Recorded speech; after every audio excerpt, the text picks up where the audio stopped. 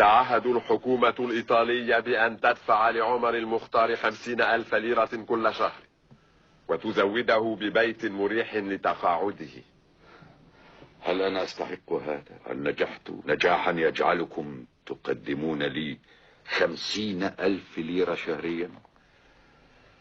أنتم بتقديم الرشوة لي فعلا تهينونني. سيادتكم، هذا ما اقترحته أنا، مقترحي، لم يكن رشوة أبدا، بل محاولة لجعل تقاعدكم مريحا.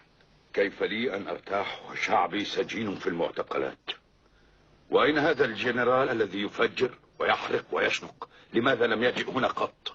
عندما نتفق على الشروط التي بيننا سيسعد الجنرال غريسياني أن يراك. أنا لا أريد أن أراه، أريد أن أرى نهايته.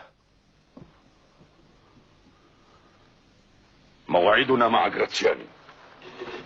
إذا لم تتفقوا معنا فإني أنظركم بحرب رهيبة في الحال. أنا أدرى بقوة حكومتكم التي تتوعدوننا بها. وقفنا ضدكم ل20 سنة، وإن شاء الله نحن باقون معكم إلى نهايتكم.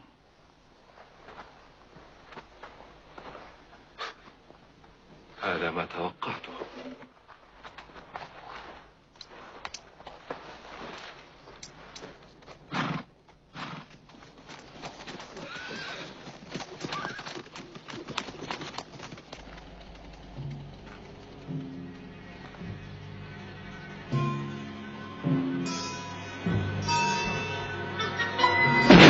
وقعنا في كمين ننذر تملي.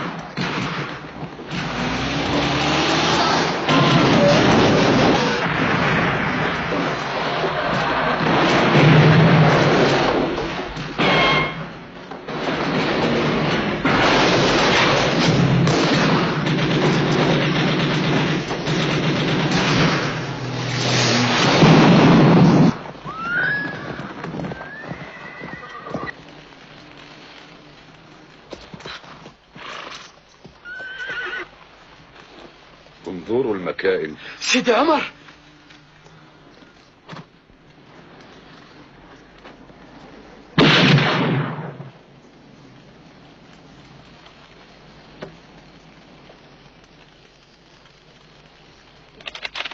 نحن لا نقتل الأسرى. يقتلون أسرانا.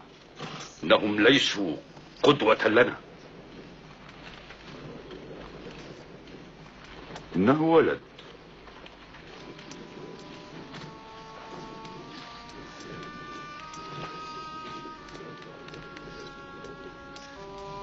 هات،